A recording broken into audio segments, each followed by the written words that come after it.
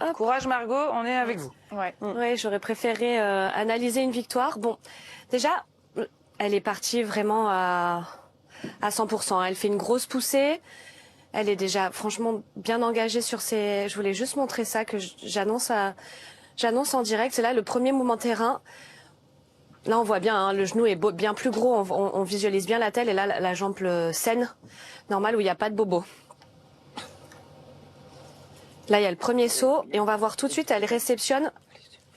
On voit qu'elle prépare sa réception, elle réceptionne jambe droite, donc celle qui est saine, où il n'y a pas de blessure. Et elle attend après pour poser cette jambe gauche finalement, où il lui manque ce croisé.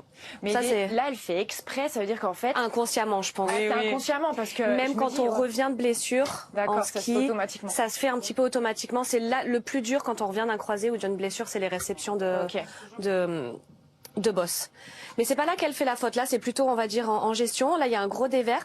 Elle est sur la taille. Hein. Elle accélère fort la courbe. Je vous la laisse pleinement. Et en fait, c'est là, la chute. Elle met le bras dans la porte. Je laisse défiler parce que j'ai pas envie de m'attarder sur l'après. Non plus. Parce que ça tourne dans tous les sens. Mais par contre, ici, on voit bien au ralenti. C'est un gros dévers. C'est comme si vous aviez une pente là, une pente de ski normale. Mais par contre, on vous demandait de faire une courbe comme ceci.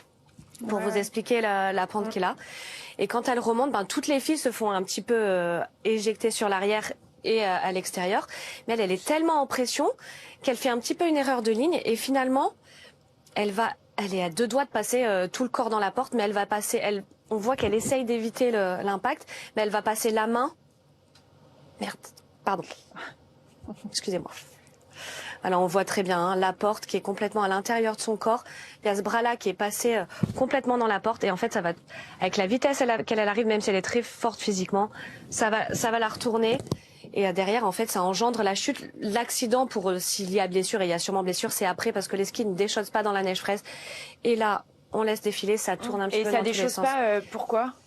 Parce que la neige est, pour que les fixations des choses, il faut qu'il y ait un bon ratio entre la vitesse et l'impact qu'il va y avoir sur les skis. En fait, finalement, il faut que, vous avez le ski là, il faut qu'il y ait une grosse pression pour que ça fasse déchausser la fixation.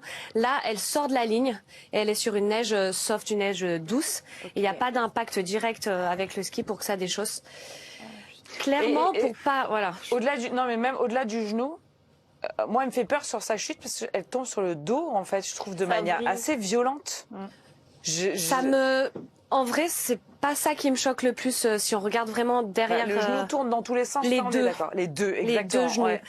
Et puis derrière, en direct live, on l'entend hurler. Elle est dans la douleur. Ouais. Elle est à côté d'un micro ou d'une caméra. C'est là, dans tout ça, ça tourne. Le dos, elle a l'airbag, on l'a vu en haut départ. Ça devrait plutôt aller. Je m'inquiète pas trop pour son dos, c'est plus pour ses genoux. En soi, la faute, elle n'est pas, parce qu'on va parler de son genou. Hein. Ouais, mais c'est quand même sur son genou qui fait mal quand elle a. En fait, est-ce que du coup elle a eu mal? Mais là, elle est sur son genou qui fait mal, mais elle taille une courbe monstrueuse. Hein. Oui, mais justement, ça se trouve, elle avait mal et elle fait la faute en. Oh, elle fait une faute de. Tu penses qu'elle l'aurait fait Oui, c'est possible. Okay, oui, je le mettrai pas du tout la faute. C'est une faute de ligne. C'est une faute presque. Elle met trop d'intentions et elle a pas mis ces intentions-là sur l'entraînement. Clairement, il y a peut-être un trop gros gap entre ce qu'elle a fait à l'entraînement et ce qu'elle aujourd'hui elle pousse. Elle pousse trop le curseur. Elle pousse le curseur au taquet. Hein, elle est à bloc. Donc c'est malheureux, mais en soi, on peut pas dire que ce soit la faute de son croisé. Par contre, les conséquences derrière. Oui. Si elle avait un genou sain, peut-être qu'elle l'aurait pas cassé. Enfin, on connaît pas encore les conséquences.